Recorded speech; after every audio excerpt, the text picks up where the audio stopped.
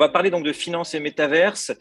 Pour donner un tout petit peu d'agenda, j'ai une petite introduction qui dure une dizaine de minutes. Ensuite, je serai ravi d'accueillir Ariel pour me rejoindre et échanger sur une opération précise, sur poser quelques questions autour donc, de ces deux mots, finance et métaverse. Et ensuite, ravi d'avoir le temps de répondre aux questions, si ça vous va. Alors, je n'ai pas d'écran, mais j'imagine que quelque part, vous vous demandez un peu comment, en plus, suite à l'intervention que je viens d'écouter avec passion sur des sujets très intéressants, comment on va faire le lien entre finance et métaverse, pourquoi et comment je suis arrivé en face de vous, et surtout ce que je vais peut-être pouvoir vous raconter autour de ces deux mots. Pour être très honnête, quand Annick m'a proposé de parler de ce thème, de parler de finance, et en préparant un petit peu cette intervention, je ne savais pas trop quoi dire. J'ai pas tout de suite trouvé en fait comment faire le lien entre finance, qui est un peu mon background, et métaverse. Et j'ai réussi un peu à avancer en essayant de me mettre à votre place, en essayant de me poser des questions, en me disant tiens, il y a finance d'un côté, métaverse de l'autre, côte à côte. Je me suis demandé finalement quelles pourraient être vos premières questions. La première qui m'est venue, et même si on est dans des mondes virtuels, moi je suis encore un peu de l'ancienne école et je travaille sur un petit cahier, je l'ai noté, donc je le reprends. J'ai noté donc comment, en tant que marque, en tant qu'entrepreneur, je peux entrer dans ces mondes pour gagner un peu, voire beaucoup d'argent. Ça, c'était ma première question. La seconde, j'avais aussi noté quelque chose. Est-ce que si je mets métaverse dans mon deck d'investisseurs, je vais enfin pouvoir faire une OPA sur le chéquier des investisseurs? Alors voilà les deux premières questions. Avant de tenter d'y répondre, si vous me le permettez, j'ai envie de vous expliquer comment je suis tombé dans l'investissement, et plus particulièrement dans l'investissement dans la mode. J'ai eu la chance de découvrir ce métier passionnant grâce, donc, et peut-être un peu à cause aussi d'Ariel, que vous verrez un peu après, à cause parce que de temps en temps, il a été dur avec moi, mais j'ai compris trop tard qu'il avait certainement raison. Mais j'ai donc découvert ce métier dans la mode, de l'investissement dans la mode, grâce à Ariel Oana, que j'aurai le plaisir d'inviter donc un peu plus tard, parce que je l'ai rejoint en 2012. Je suis resté à peu près 2 ans avec lui chez Oana Capital. Oana Capital est une structure d'accompagnement et d'investissement spécialisée dans les marques de mode, les marques de beauté, de food, mais aussi dans la tech. Et c'est pendant en fait cette période que j'ai pu commencer à appréhender les modèles économiques des marques, que j'ai eu la chance de rencontrer énormément d'entrepreneurs du secteur. Alors des Français, mais également des Italiens, des Suisses, des Américains, vraiment un panel assez large d'entrepreneurs qui m'ont permis de commencer à me faire une idée sur ce qu'était un investisseur dans ce secteur. J'ai ensuite fondé ici donc un accélérateur de croissance qui faisait deux métiers. On avait d'abord une approche très opérationnelle, car on mettait à disposition des marques qu'on accompagnait un pool de compétences sur des enjeux de développement stratégique, de développement commercial, de développement de plateformes de marque, de direction financière détachée, de direction de marketing. Et nous avions aussi un second volet qui était, on avait la capacité d'investir, dans certains cas, en capital risque. Alors, j'ai eu, grâce à ces deux, comme je dis tout à l'heure, ces deux expériences, l'occasion d'accompagner beaucoup de marques et de côtoyer des entrepreneurs. Ma première conclusion, en fait, la conclusion à laquelle je suis arrivé au bout de ces quelques années, c'est qu'on est déjà peu nombreux à tenter d'investir dans la mode, et en revanche un peu plus nombreux à se planter dans l'investissement dans la mode. Je vous apprends, j'imagine, rien, mais financer une marque de mode, c'est un exercice très, très, très compliqué.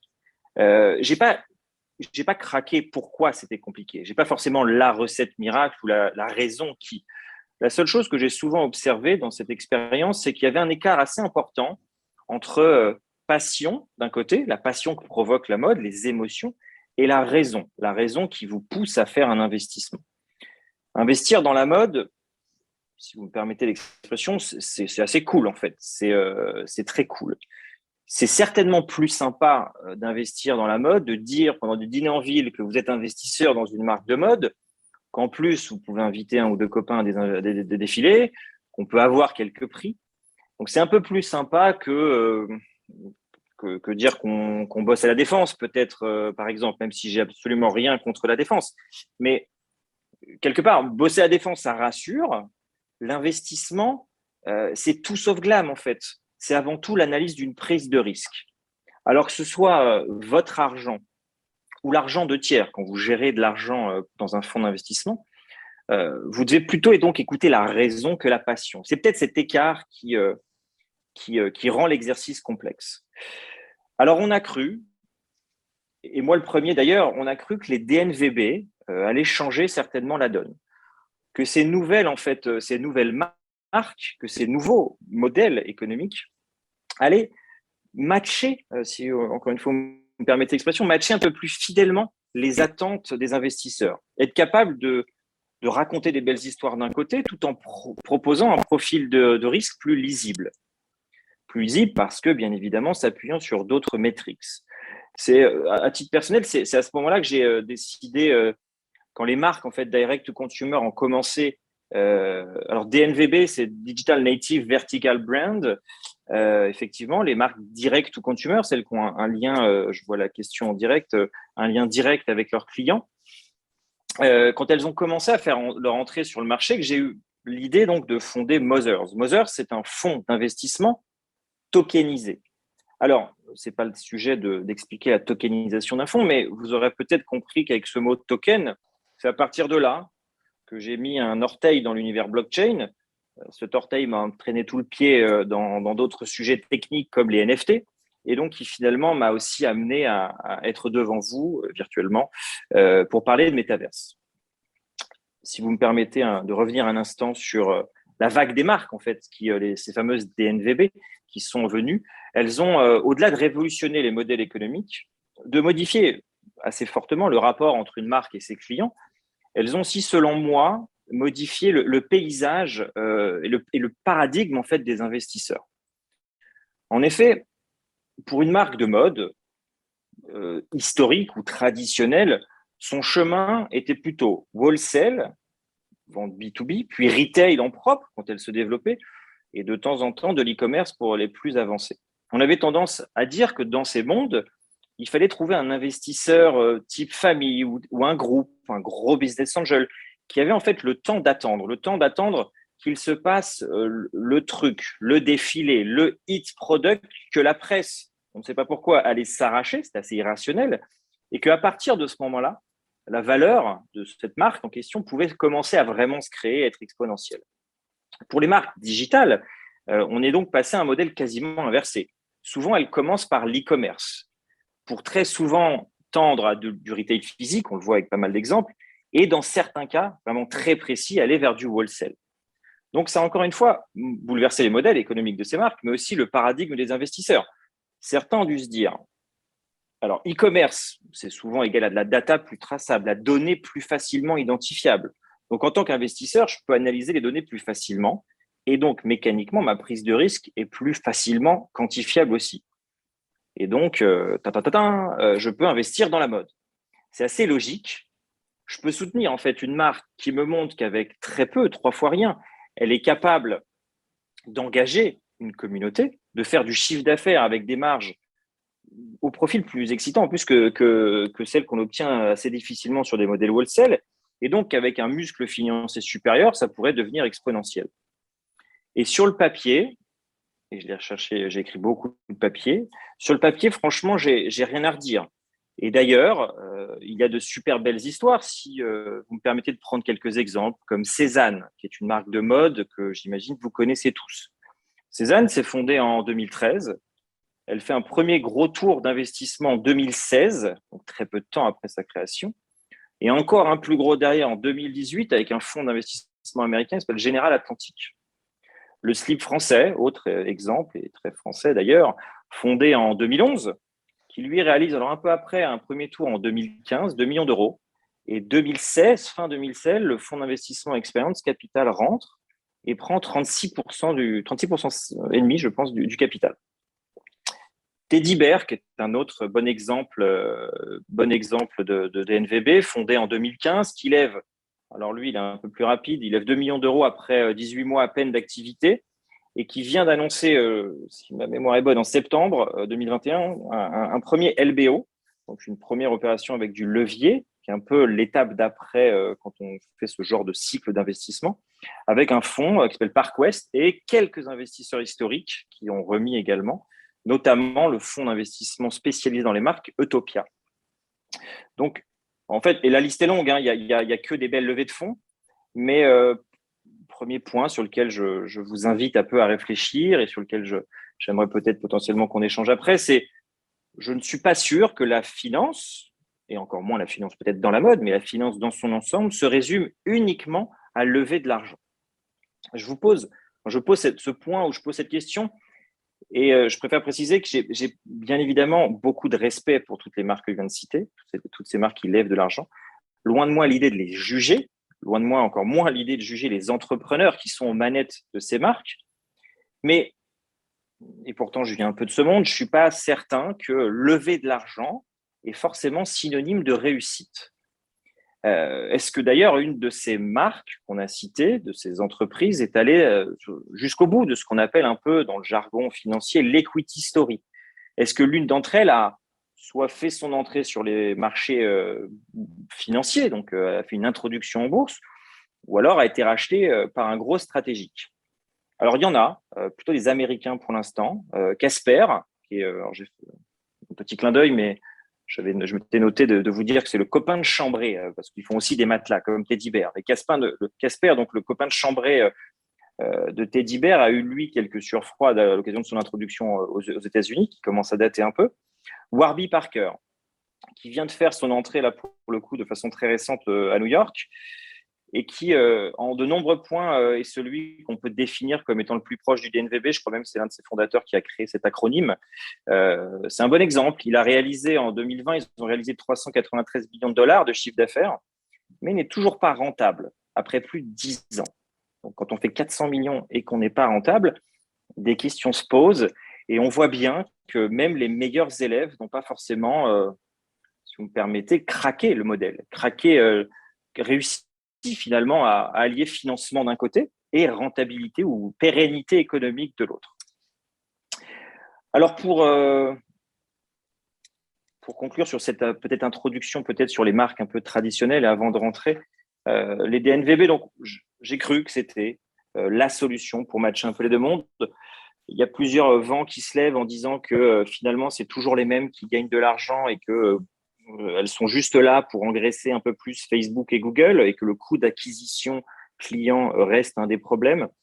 Mais plutôt qu'alimenter ce grand débat, hein, un peu assez intéressant, mais peut-être un peu loin ou qui s'éloigne du sujet, j'ai envie tout de suite de rentrer dans le sujet métaverse et vous poser cette question. Est-ce que, selon vous, est-ce qu'on peut prendre cette hypothèse et dire que le métaverse va être un game changer? Va être un game changer et est-ce que ces nouveaux territoires vont faire naître des nouveaux acteurs? Est-ce que cet univers, ces nouveaux univers vont vous permettre, en tant qu'entrepreneur, patron d'entreprise, gérant de marque, de mixer un petit peu la partie financière, mais également la partie rentabilité assez tôt, en fait, dans les aventures. Et pour y répondre, encore une fois, un exemple, pour y répondre, j'ai eu envie de comparer cette question avec Sorare. Alors, peut-être certains d'entre vous connaissent. Sorare, c'est pas de la mode, effectivement, mais c'est en revanche la plus grosse levée de fonds de l'histoire de la French Tech. 680 millions de dollars valorisés à plus de 4 milliards après à peine 3 ans d'existence. Ce que je trouve intéressant, c'est que Sorare aussi est rentable depuis le premier jour et de sources sûres vont normalement réaliser à peu près 100 millions de chiffre d'affaires en 2021. Alors, Sorare, c'est donc un très bel élève, un très bel exemple dans les NFT. C'est, en résumé, c'est comme ça que je l'avais compris un petit peu, l'expérience 3.0 des cartes Panini, en fait. Même si je ne suis pas sûr qu'on lève 700 millions juste pour faire des cartes, même si elles sont digitales. Pour moi, c'est plutôt une nouvelle façon d'envisager l'entertainment dans le sport. Un mix quelque part entre collectionner des objets, des cartes de joueurs de foot pour l'instant, et vivre une expérience. Et c'est peut-être ce lien, c'est pour ça que je m'étais permis de prendre cet exemple de Sorare, c'est peut-être le lien avec la mode. Faire vivre une expérience C'est ce que promet Sorar et c'est ce que j'ai toujours entendu de la part des maisons de mode, des maisons de luxe, de cette promesse que de faire vivre une expérience à ses clients. Alors, Sorar, je vois une question, c'est S-O-R-A-R-E. On pourra donc peut-être revenir après sur le rapport expérience économie, comment le monétiser, etc. Mais avant, j'aimerais, et rentrer un peu plus dans le vif du sujet, passer un petit moment sur les finances, en fait, les finances des acteurs métaverses dans la mode. Alors, la première question, c'est est-ce qu'il y a des acteurs déjà? Est-ce qu'il y a des acteurs? Je pense, pour y répondre, je pense très sincèrement qu'on est au début de l'aventure. J'ose imaginer, et je sais qu'Ariel pourra peut-être en parler aussi, mais je fais un parallèle un peu avec ce qui s'est passé dans le début de l'Internet qu'on connaît aujourd'hui, mais le tout début, il y a eu plein de nouveaux modèles qui sont nés. Donc j'imagine que dans ces terrains-là, et j'ai pas la prétention de dire que je sais tout ce qui va se passer, mais j'imagine qu'il y aura des nouveaux acteurs avec des nouveaux modèles, des modèles certainement radicalement novateurs. Mais aujourd'hui, si on essaie de prendre une photo et si on met de côté les acteurs purement techniques ou technologiques, ou certains acteurs comme XR Couture, comme DressX, peut-être que vous avez entendu, dont vous avez entendu parler. Pour moi, ce sont des supports, en fait. Pour DressX, c'est une marketplace, donc qui recense les acteurs de la virtual fashion, par exemple. Ces acteurs-là, si je les mets de côté, on peut d'abord noter que les marques traditionnelles, celles qu'on connaît tous, Gucci, Balenciaga, Adidas, Nike et tous ces acteurs, s'engouffrent assez rapidement et avec appétit dans les méta-univers. Dans la mode, donc aujourd'hui, dans le sport, on l'a vu, est-ce que demain, il y aura dans l'hospitality, dans la food? Je ne sais pas, mais j'ai l'impression que dès qu'il y a un rapport avec de la consommation, avec des clients, c'est un terrain de jeu assez intéressant. Et il y a aussi, d'un autre côté, à côté finalement des marques pure players de mode, vous avez aussi des acteurs pure players du virtual finalement, de la métaverse. Je pense à The Fabricant, qui est assez connu et dont on entend un acteur des Pays-Bas. Il y a Republic, QE à la fin, Tribute Brand, Replicant. Il y a une petite marque à New York, je trouve intéressante, qui s'appelle Charlie Cohen. Et bien évidemment, Artefact, qui est une très belle boîte dont on parlera un peu après avec Ariel. Et selon moi, la vraie question qu'il faut se poser, au-delà de les lister, c'est de savoir si ces acteurs réalisent donc des opérations de financement. Alors, c'est encore un jeune secteur, je l'ai dit, vous le savez. Donc, il y a historiquement, déjà, on n'aime pas forcément dire, donner l'envers des décors des chiffres ou des financements. Et on a peu de recul sur les opérations dans ce secteur très précis, dans ce segment. Mais on note tout de même que DressX, que j'évoquais tout à l'heure, la marketplace, a levé plus de 3 millions de dollars depuis sa création en juillet 2020. Ce qui est pas mal pour une jeune boîte dans la situation qu'on connaît. Le dernier tour, c'était septembre 21 et elles ont levé 2 millions de dollars. The Fabricant, dont je parlais tout à l'heure, a aussi convaincu plusieurs investisseurs autour de leur projet. Et dernière opération en date, avril 2021, plusieurs fonds d'investissement regroupés. Des fonds assez intéressants à regarder, je vous les liste peut-être, mais vous pourrez trouver l'information. C'est des fonds à impact pour certains. Il y en a un qui s'appelle 4 for Impact. Borsky Fund, Slingshot de mémoire, des fonds où à chaque fois il y a une dynamique intéressante et qui vont donc accompagner la création de The Fabricant et poursuivre la création. J'ai maintenant envie de passer à un autre exemple un peu plus dense, un peu peut-être intéressant, donc Artefact. Il y a une expression qui dit poster boy dans certains secteurs. C'est vraiment une très belle société. Alors, Artefact, je ne sais pas, et peut-être qu'Ariel nous aidera un peu à y répondre, mais je ne sais pas si on va les voir tout de suite, en tout cas très vite, dans les compteurs de la levée de fonds, s'ils vont continuer à agrémenter les compteurs de la French Tech, même si c'est peut-être tentant. Parce qu'en fait, ils ont fait, vous l'avez peut-être vu passer, mais il y a quelques jours, donc ils ont organisé une vente. Ils ont organisé Clonix. Clonix, c'était la vente de NFT qui représentaient des avatars. Vous en avez parlé, donc des avatars assez sympathiques et plutôt ludiques, là, pour le coup, pour faire écho à la conférence juste avant. Ils l'ont fait avec un artiste que vous connaissez peut-être aussi, qui s'appelle Murakami. Alors, ils ont super bien teasé et super bien événementialisé cette vente, mais c'était clairement un des gros événements attendus par la communauté. Et même si je ne peux pas vous garantir les chiffres, voilà ce que je sais, ce que l'on sait. Certaines choses étaient publiques et d'autres, j'ai fait des petites équations. Mais il y avait donc 20 000 avatars disponibles. 20 000 avatars à un prix unitaire au début de la vente de 3 Ethers. Alors, 3 Ethers, plus ou moins à l'époque où la vente s'est faite, donc c'était la semaine dernière, c'était 12 000 euros par avatar. Donc. Alors, ils ont eu, et on a pu, si vous avez essayé de le faire, constater qu'il y avait quelques déboires techniques au début sur la vente. La plateforme a un peu bugué.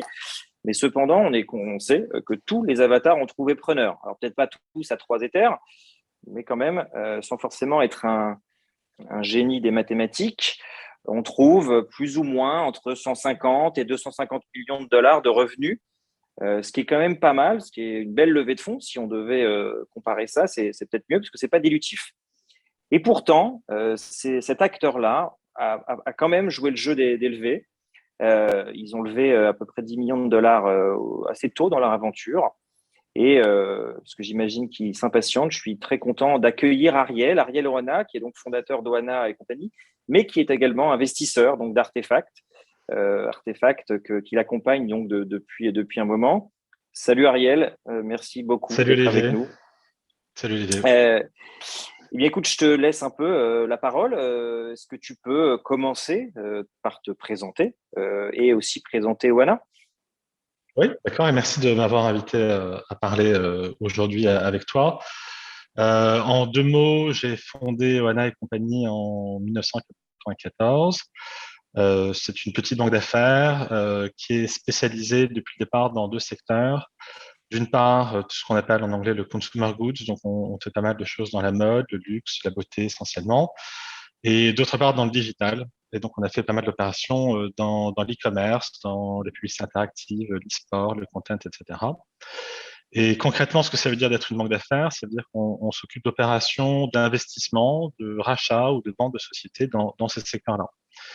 On a deux métiers là-dedans. Le premier, c'est comme conseil et on intervient auprès de sociétés mûres et de grands groupes dans le secteur. Donc, on a conseillé, par exemple, le groupe Procter Gamble pour la vente de Rochas, la maison de couture Rochas qu'on a vendue à Interparfums. On a fait un certain nombre d'opérations avec LVMH, avec Kering, avec Richemont. Voilà. Et puis, euh, avec les sociétés plus jeunes, on intervient en tant qu'investisseur. Et comme tu le disais tout à l'heure, investisseur, ça veut dire investir son propre argent. Et donc, ce qu'on fait, et généralement, on le fait également en investissant notre argent et l'argent d'un certain nombre de grandes familles qui nous demandent d'investir leur argent à nos côtés. Voilà. Et donc, des exemples d'investissements qu'on a pu faire, qui sont toujours, je précise, minoritaires. Donc, on n'est vraiment que Ouais. des accompagnants et jamais des opérateurs. Mais on a investi dans une marque qui s'appelle Respire, que tu connais probablement, qui est une très belle marque de Oui, produits dans la naturels beauté. Ouais. pour le corps, absolument.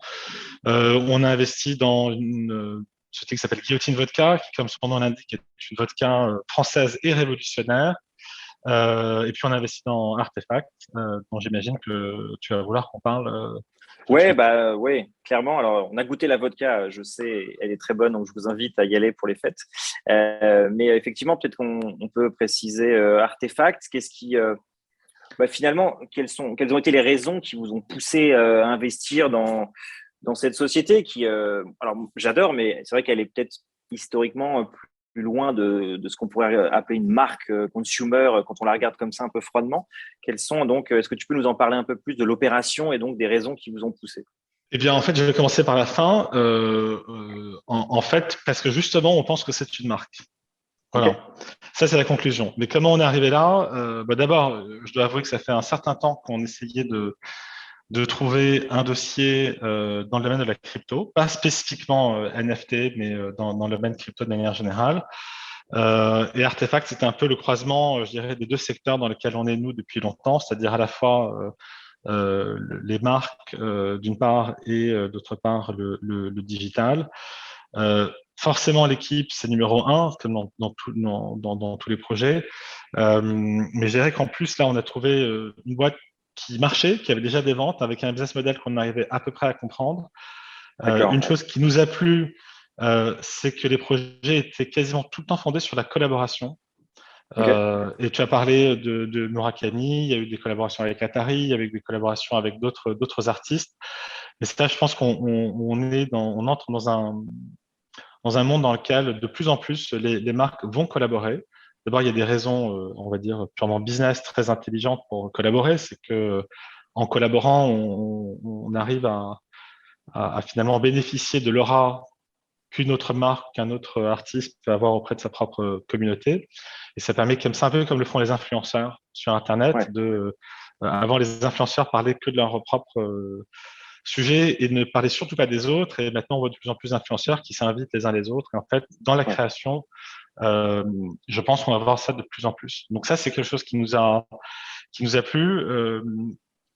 Comme dans toutes les marques, il faut avoir la capacité de créer le buzz. Tu le disais tout à l'heure, j'ai pas réussi à craquer le code de qu'est-ce qui fait que ça marche, qu'est-ce qui fait qu'à un moment donné ça plaît. Je dirais que moi non plus. Mais en tant qu'investisseur, il faut arriver à voir quand on pense que certains l'ont fait. Voilà. Ouais. Et là, la conviction qu'on a eue, c'est que l'équipe était vraiment en plein dans son univers, qu'elle connaissait à la fois les métiers de la création, à la fois les nouveaux artistes, à la fois les gens qui font le buzz, à la fois l'environnement du gaming qui est forcément Ouais. central dans le méta. Et donc on s'est dit, ben, voilà, ils sont en train de craquer le code. Et c'est là en fait qu'on aime investir. C'est quand on se dit, en fait, c'est au tout début, mais on pense que Ouais. ça y est. Donc déjà, le plus dur, ils l'ont fait. Euh, et voilà, on a vraiment eu cette impression-là. Il y avait un vrai buzz déjà à l'époque. Et puis au final, hein, c'est ce que je disais, c'est que nous, on a l'habitude depuis plus de 25 ans de travailler avec des marques. Ouais. Et bien au final, on a eu la conviction que on avait une marque. Et moi, je Mhm. pense que Artefact, c'est effectivement une des nouvelles marques qui va être très forte dans les prochaines années. Alors, bah, je rebondis sur enfin, sur deux notions peut-être. Selon toi, quelles opportunités ouvre le métaverse pour les marques? Donc, si on appelle ça un peu les marques donc de mode, mais peut-être de façon un peu plus générale sur les acteurs ou les acteurs dans le secteur de la mode. Quelles sont les opportunités? Parce que vous avez dû bien, je te connais bien, challenger le business plan. Quelles sont les opportunités business en fait, ou les opportunités de façon un peu générale que le métaverse offre pour les marques de mode et les acteurs de ce secteur?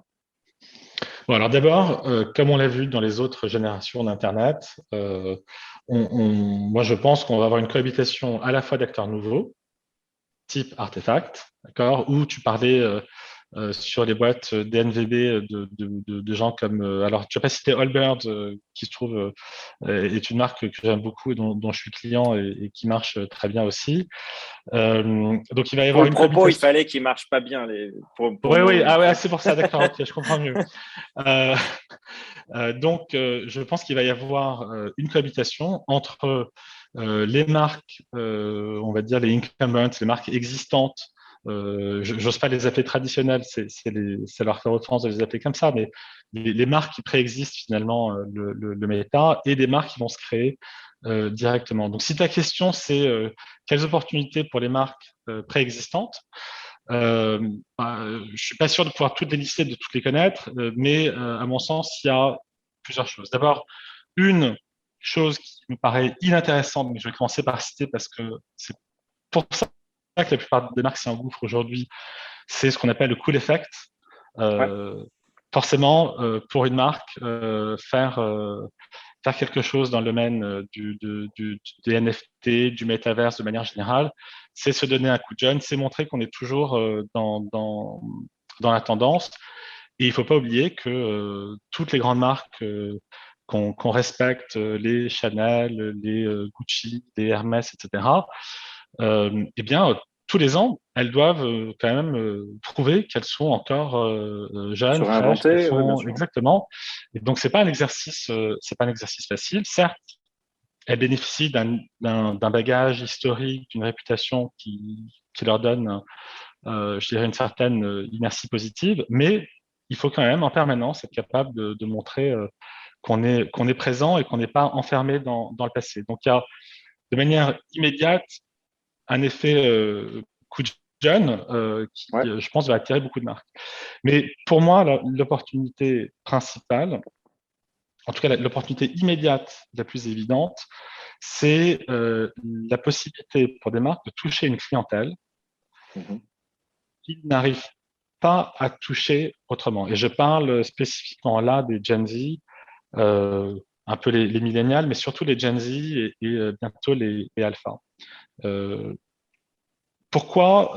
Parce qu'en fait, ces gens-là n'ont pas les mêmes codes et modes de consommation de l'information. Et donc, généralement, les modes de communication qu'utilisent les marques, elles se rendent compte que souvent, elles ne sont pas sur les bons médias. C'est un peu comme une marque qui, si on était sur Internet, communiquerait sur Facebook et se dirait, tiens, j'ai pas de jeunes chez moi. Et quelqu'un lui dit, ben, TikTok Ouais. pour avoir les jeunes. Donc là, c'est un peu pareil. C'est que on a dans le méta aujourd'hui beaucoup de cette génération que les marques n'arrivent pas à bien toucher et une génération qui passe aussi beaucoup de temps dans le méta en fait. Et donc la possibilité d'entrer dans cet univers, c'est aussi la possibilité, un, de les toucher et deux, d'exister dans quelque chose qui représente une partie importante de la vie de cette nouvelle génération. Avant, on avait des boutiques partout et comme on disait que dans le physique, eh bien forcément, on voyait des marques. Ben, aujourd'hui, il y a toute une génération qui passe autant de temps dans le méta que dans le physique. Et euh, il faut exister également dans cet univers. Donc pour moi, le point avant même de parler, on va parler de business model, on va parler de NFT, mais pour moi, la première opportunité, c'est déjà d'être capable d'être exposé, Ouais. euh, D'exister auprès de et ces communautés. d'exister auprès de cette communauté. Et il y a une course des marques pour arriver le plus tôt possible à toucher les nouvelles générations et à être une marque pertinente pour ces générations. Donc je pense que ça, c'est pour moi, c'est vraiment Hmm. l'opportunité. Euh, on va parler, je pense, tout à l'heure du business model, donc j'en parle pas trop là, mais forcément, je pense qu'il va y avoir de plus en plus de marques qui vont faire des créations sous forme de NFT. Ça, c'est pour Bah, moi. on peut commencer le sujet business model qui est hyper intéressant. Et moi, ça me fait rebondir sur le fait que Balenciaga, la semaine dernière, ou il y a 10 jours, annonce carrément la création d'une division métaverse. Alors, ils ont été les premiers peut-être ou les plus actifs sur ces sujets, mais c'est quand même un statement assez fort. Le CEO a fait une déclaration. Ils n'ont pas créé ça dans un petit coin en disant, bon, on verra bien si ça prend. Il a pris la parole en tant que CEO de Balenciaga, qui est quand même qui est détenu par un des plus gros groupes du monde. Donc, c'est non neutre. Selon toi, effectivement, d'un point de vue modèle économique, donc modèle économique, et je refais une parenthèse, c'est toi qui m'as appris ça, c'est comment on gagne de l'argent en fait. C'est tout bête, mais souvent, c'est pas si simple à faire de se poser cette question, juste comment on gagne de l'argent. Donc, en tant que marque, en tant qu'entreprise, comment, selon toi, les premières pistes, peut-être, encore une fois, sans prendre d'avance et on n'est pas devin, mais quelles sont, selon toi, les premières pistes de modèle économique que les marques peuvent adopter dans cet univers méta? Alors, j'ai pas la réponse, j'ai des idées. Voilà. Je pense faut être clair, il va y avoir de l'expérimentation. Mhm. D'accord. Et je pense que l'annonce de Balenciaga, elle montre justement que il va créer une cellule qui est séparée de ce qui pouvait être avant peut-être une responsabilité de la division marketing, de dire tiens, Ouais. il faut communiquer, qu'est-ce qu'on va faire pour communiquer? Ah bah tiens, on va faire une collab NFT, et puis voilà.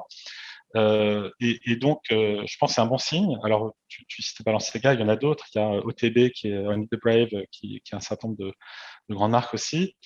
Euh, donc, il faut expérimenter. Il faut, si je fais le parallèle avec des choses que nous, on a vues dans le passé sur les générations 1.0 et 2.0 sur le web, il faut être capable d'aller au-delà de ces business models. Je vais donner un exemple. Quand on a commencé dans le web 1.0, donc le web enfin, de l'information, de la communication, Ouais. du corporate vers le consumer, avant la partie, je dirais, sociale. Je me souviens d'avoir un certain nombre de discussions avec de médias, dont certains étaient mes clients, et de leur dire, ben, les gars, il faut aller sur Internet. Et puis, en leur disant, parce que c'est là que les gens vont passer de plus en plus de temps à lire, c'est donc là aussi qu'à terme, les annonceurs vont aller. Et puis, à l'époque, tout le monde nous disait, bah, c'est super, bah, nous, il n'y a aucun problème, on a une stratégie Internet qui est faite. Et je disais, ah ouais, c'est quoi? Et en fait, il disait, bah, on va prendre notre, euh, les noms de tous nos magazines. Alors, je donne un exemple qui n'est pas un exemple réel, forcément, sinon je me ferais taper dessus, mais le journal de l'automobile, on va faire le journal automobile.fr et puis on va mettre nos contenus dessus et puis on va mettre le début de l'article gratuitement et puis ensuite, sinon, les gens, il faut qu'ils s'abonnent au journal. Ça n'a pas marché. Ça n'a pas marché. Enfin, globalement, ça n'a pas marché. Certaines marques ont réussi à faire cette bascule, mais on a vu très rapidement qu'en fait, sur Internet, il y a des comités qui se créaient, que les gens étaient plus intéressés par à rejoindre des comités plutôt qu'à rejoindre le titre d'un journal .fr ou .com qu'ils connaissaient et aller lire les mêmes articles qu'il y avait sur leur journal. On a vu que la périodicité de l'information n'était pas la même. Vous ne pouvez pas attendre une semaine pour aller rafraîchir du contenu. Tout ce que je vous dis, ça vous paraît évident aujourd'hui, mais à l'époque, c'était pas évident du tout. Et donc, je prends le même exemple pour dire qu'il faut être expérimenté, il faut être capable d'aller en dehors de ces limites. Pareil, en termes de business model, le business model du payant, finalement, a prouvé ses limites. Et puis, à un certain moment, on s'est mis à proposer des deals autres, en disant, voilà, vous êtes dans la mode, par exemple, pourquoi ne pas lancer un site d'e-commerce? Vous avez déjà la clientèle. Et là, on me répondait souvent, mais non, nous, on est éditeur. Donc, on est éditeur sur papier, donc maintenant, il y a Internet, donc on va être éditeur sur Internet. Et je pense que c'est dommage parce qu'en fait, quand il y a de nouveaux univers qui s'ouvrent comme ça, il y a toujours une brèche au départ qui s'ouvre pour de nouveaux acteurs qui, eux, s'affranchissent complètement de considérations de on est comme ci, comme ça, etc. Et généralement, c'est eux qui gagnent parce que, justement, ils ne se sont pas mis des contraintes. Donc, il faut aussi que les acteurs historiques soient capables d'entrer dans ce secteur-là en se disant on va expérimenter et on va pas essayer juste de répliquer et de dire que si on est une marque qui vend des chaussures, on va vendre des chaussures et que le méta pour nous, ça doit être une boutique dans laquelle on va permettre aux gens de rentrer et de choisir leurs chaussures. Non, il faut aller au-delà au-delà de ça. Voilà. Et être aventurier, finalement, comme tu as pu accompagner ces acteurs dans les premières transformations digitales, il faut avoir une âme d'aventurier, essayer d'aller défricher et d'être aussi, il y a une prime à ceux qui sont peut-être les premiers à commencer à poser les jalons. Expérimenter, bien sûr, absolument. Et la bonne nouvelle, c'est que pour moi, comme je le disais, le plus important, c'est que de toute façon, quoi qu'elles fassent, ces marques, elles vont au moins gagner d'avoir cette relation avec ces nouvelles générations qu'elles ont beaucoup de mal à toucher. Nous, parfois, certains grands groupes viennent nous voir en disant on veut acheter une marque qui touche cette population-là. Donc, trouvez-nous la marque qui touche cette population et on l'achètera parce que ça nous manque. Voilà. Bon, en fait, en emmenant vos propres marques dans le méta, vous avez la possibilité de toucher cette génération. Ok, alors je suis pas le gardien du temps, mais j'imagine qu'on arrive malheureusement assez vite. J'ai une dernière question à propos peut-être de la typologie des financeurs, parce que tu es bien placé pour le dire, toute initiative d'entreprise, à un moment ou un autre, elle nécessite un peu de capitaux pour se lancer.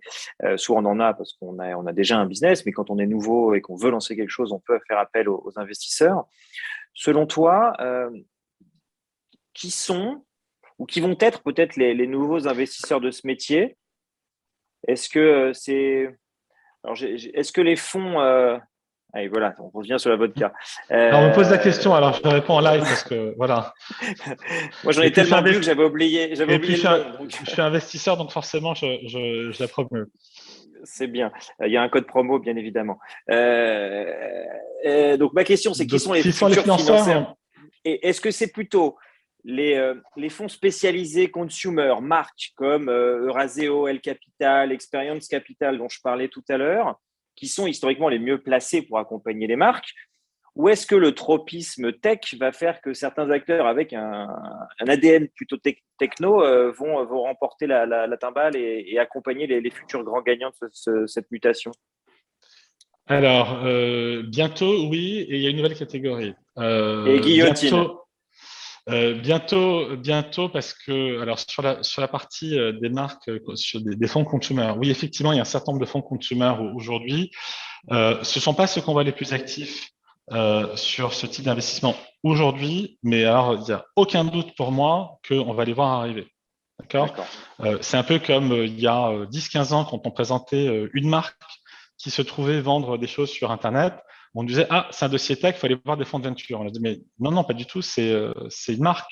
Donc, on veut voir un fonds classique. Et aujourd'hui, il n'y a plus cette segmentation-là, que si c'est de la tech, il faut que ça aille voir la tech. Donc, j'ai aucun doute que les principaux fonds consumer, dont tu as cité effectivement les principaux, vont arriver sur le segment des marques Meta. Ça, c'est sûr.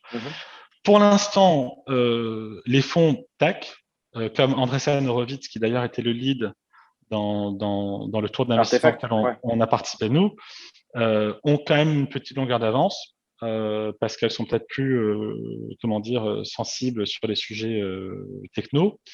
Mais j'ai aucun doute que les fonds consommateurs vont y arriver. Et par ailleurs, pour ça que je disais, il y a une autre catégorie, les familles. Les familles, parce que en fait, pour moi, ce sont les nouveaux acteurs de l'investissement, et elles sont très friandes finalement d'aller tout de suite sur la nouvelle génération. Donc en fait, avant, on avait une typologie assez fermée en termes de qui sont les investisseurs, mais voilà, les familles, et avec nous, on a fait rentrer notamment une famille chinoise qui est un de nos clients. Les familles sont aujourd'hui très friandes d'investir dans des dossiers de ce type-là. Ok.